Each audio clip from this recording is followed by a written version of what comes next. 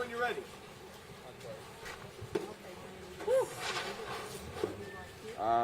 It's just like a easy metro update.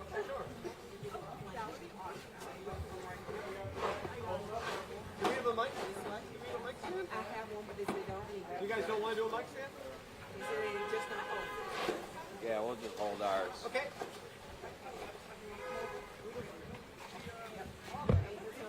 Appreciate it. Can you zip the check? Can you zip the check? Appreciate it. Look at the whole crew here, showing everyone that's working hard. How you doing? Well, how are you? Good. Hey, it was fun making fun of the anchor. Who's the anchor? Well, he's got Saturday. I got Sunday night. You're on NBC4. But the new joke I have with Adam is, I was with Seagraves the other day, and Seagraves said, he's not a reporter anymore, he's an anchor. Doesn't even know how to report anymore, he's too cool. Yeah, so that's kind of the joke. When are you joining me on a Sunday night instead of a Sunday morning? Sunday night? Sunday night, yeah. Nah. By the way, this may be a record. Shot. This may be a record. Great. We could do a mic stand, but instead we'll have Joseph Olmo. Channel 7 and Channel 5, we're going to get more of the photogs breathing than Randy's voice. Just FYI, guys. There you go. Can you count to 10? Great shot, you with Alexander at the bar the other night. Alexander. Oh, in Alexandria. Yeah. You had this giant of a dude. Yes. With shorts. Yes. In the snowstorm. Yes, the guy from the guy who said he's Norwegian. Yeah. Yes. Okay. 1, yes. 2, 3, 4, 5, 6, 7, 8, There we 9, go. 10. All right. Check. Try to do this. How are you? I'm gonna need a video of this. Am I in somebody's shot right now? Yeah, you're in my shot. How about this? Want to jump in? There we go. Randy Clark, say something. Hello, Joseph. Is this enough microphones for you? I've never seen someone do that before. This already an awkward press conference. No, it's not awkward. Yeah. We're having a good time. Are you really going to be able to stand there and Yes, these I people am, are all of course. happy the way you're doing this? This is why I go to the gym. Well, maybe you can keep going. Oh, Wow. okay. Taking a page You out guys of tell me when you're ready. We're going to do a little. I'm all good. Everybody good? Okay. 1, 2, 3. Go ahead. All right. Good evening, everyone. I'm Randy Clark, the general manager of Metro. Just want to join you all and give you some briefings of where we are for service today, going into tomorrow. First, I want to thank all of the Metro customers for their patience. Obviously, it's been a big storm, lots of sleet, lots of ice. Really appreciate everyone's patience as we work with our partners to clean up. Speaking of partners, I want to thank our partners. We're here in the District of Columbia Heights, so DDOT, DPW, but all the region, Montgomery County, Prince George's, and all of our Northern Virginia partners doing a great job collaborating, coordinating on getting snow and ice removed and trying to open up the streets so we can continue to run more service. I want to especially thank Team Metro, some of the members behind me that are doing a fantastic job. These individuals are for facility teams cleaning up here, kind of the sidewalk outside of Columbia Heights. We have thousands of employees that have been mobilized for preparation and response away from their families, some staying in hotels, some sleeping at divisions. They've just done a really great job, and I just want to take a moment and thank them. Yesterday is a good example of the value of Metro to this region. Even during the storm yesterday, we still moved over 60,000 people on the system. And yeah, it was really important for people to stay home, but that shows you we get people to hospitals, we get people, police, firefighters, other critical services to get to work so people can now go get groceries or out to medical appointments as soon as the storm's over. So I wanted to mention that. Today, we've been really trying to ramp up service throughout the day. Rail, we're running a pretty decent headway overall, kind of ran a little bit more like a weekend service, not as good as we want on weekend, but generally to get people around. On the bus side, we continue to grow service throughout the day. Want to announce that at 12 o'clock tonight we'll be stopping rail and bus service. So rail does stop at 12 and normally on a Monday, but bus service will stop at 12. We will have no overnight bus service in our 24-hour network tonight. We need time to get with our partners to get the roadways cleaned up and get our staff in to try to run better service tomorrow. So starting tomorrow, we on rail first. So we're going to do a 6 a.m. start tomorrow. So again, 6 a.m., not 5 a.m. Our goal is to run weekend service, so that should range between 15 and 30-minute headways. And as service day kind of ramps up, we will increase that service. So big thing for us is going to be the road conditions to get staff in to be able to staff trains. our stations and safely run trains throughout the day. So expect progressive frequency throughout the day, but we'll start around 15 to 30-minute frequency like we did this morning and ramp up from there. On the bus side, at 4:30 in the morning, we are going to announce what service we're going to run starting at 6 a.m. So again, bus will start at 6 a.m., not 5, and at 4:30, we'll give more granular information. But it's going to be a lot like what we did today. We're currently running almost 20 routes. Those key routes we expect to go first thing in the morning, and then we're going to continue to add routes from there and frequency on those routes. Our goal is to ramp up towards a normal weekday service without all this school and some of our commuter-specific trips, but we are going to do our best to put out as much safe service as we can tomorrow, ultimately with the goal for bus to run as close as we can to a full normal day on Wednesday and ideally supporting schools if it's back on Wednesday. On Metro Access, we're going to run every life-sustaining trip, and life-sustaining to us means things like dialysis, cancer treatments like we did today and yesterday during the storm, all day tomorrow. But on Metro Access, we're going to start trying to do regular Metro Access service after 8 a.m. Again, we want to make sure the roads are clear so people can get safely around. Lastly, I want to mention that we'll have free parking tomorrow at our parking ride facilities. We're going to keep the gates up. We still have a lot of snow and ice removal to do, and we want people to safely get in and out as they use the system.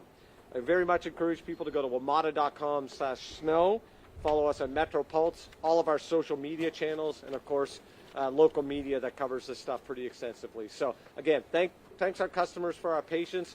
We are slowly but surely ramping up, recovering from this storm, and thank you to all of the great staff at Metro and all of our partners. Just great work you're doing out there to bring everyone back to normalcy. Thank you.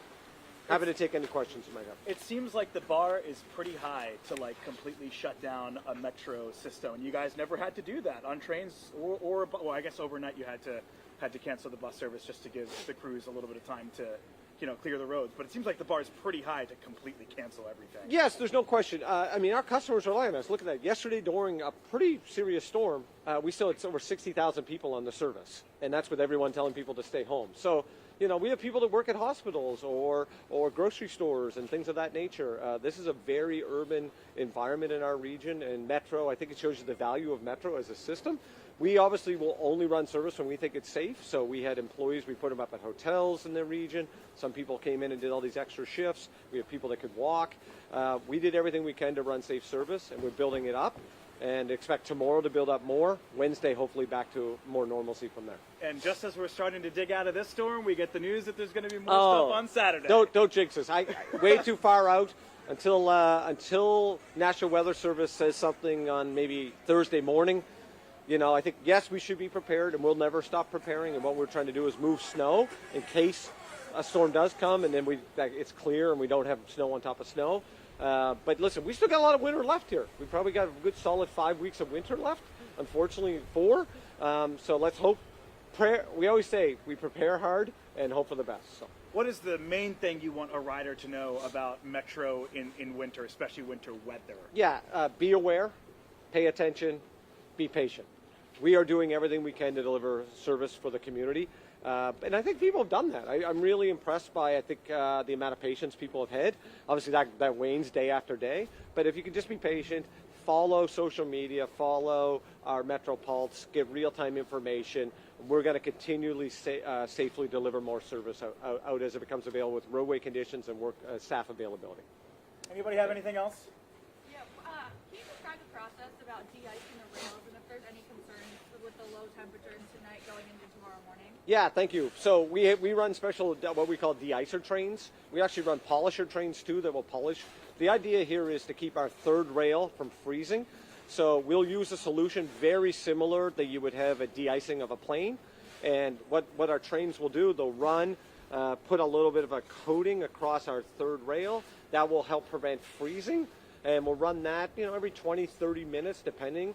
We're also going to store all of the trains that we can fit in the inside tunnels today and in our shops. So that's maybe about 50% of what we might need for service tomorrow, give or take. That'll keep the trains. All the trains in the yard, we're going to turn them on, cycle them all night long. We're expecting potentially one of the coldest days in the history of DC tomorrow. So we're doing everything we can to keep kind of the infrastructure in our vehicles as warm and kind of exercise as possible.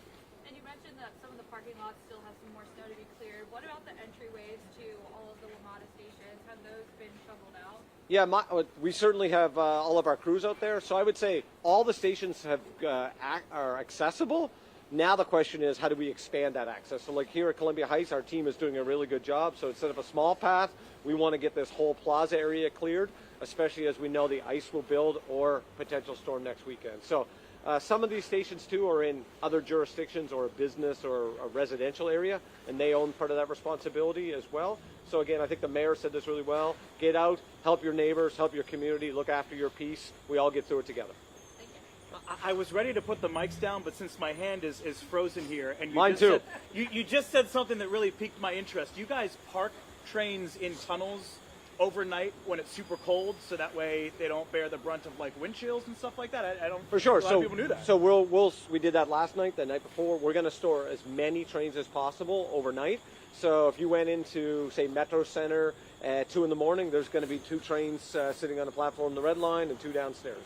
And we're going to put as many trains as we can. That difference in temperature is the difference of keeping that train warmer. Things like our the air conditioning circulation system, not from the air conditioning, but the circulation system. Right. All of our power circuits, all of those types of things. The other thing it does, it keeps it from getting moisture and ice on the roof of the train, which then can get in. Keeps our doors warmer, and the door systems are our biggest problem, probably in this kind of weather. And so, like earlier today, we've been losing trains the last couple of days because of door systems. Then we have to take them off the line, thaw them out. They get frozen. Yeah, exactly. So, these are big, complex pieces of equipment. Right. So if your car is really hard in the morning, think about a big train, right? So the more we can put them underground and the more we can put them in shops, that's what we're doing. Interesting. Yep. And remind me how many train sets Metro has in total. We have about 1,200. Well, we have 1,200 rail cars, give or take, okay. And so that's between 6 and 8 car train sets. So, and we match them on demand. So tomorrow, we know the demand tomorrow will not be normal rush hour service, but we want to run as much safe service as we can because A, it gets people around, and B, we can keep the trains loose, right. Keep everything moving, and then that will be better prepared for Wednesday as well. Thank you, Randy. Okay. Thanks, guys. Appreciate you being here. Can you pull your mics from my hand, please? I'm not joking. My right hand is pretty frozen. My hands were so cold at the end there. You got it, Christy? Yeah, I got it. Thanks for taking over the team. I got this one. Okay. I know, brother. I don't want to drop it. Okay, Thank there you. we go. Okay. All right. I got it. Yep. Okay, you got that one? Okay. See, it even happened to Christy. There we go. Everybody got their mics? Someone else, yeah. I can't believe how.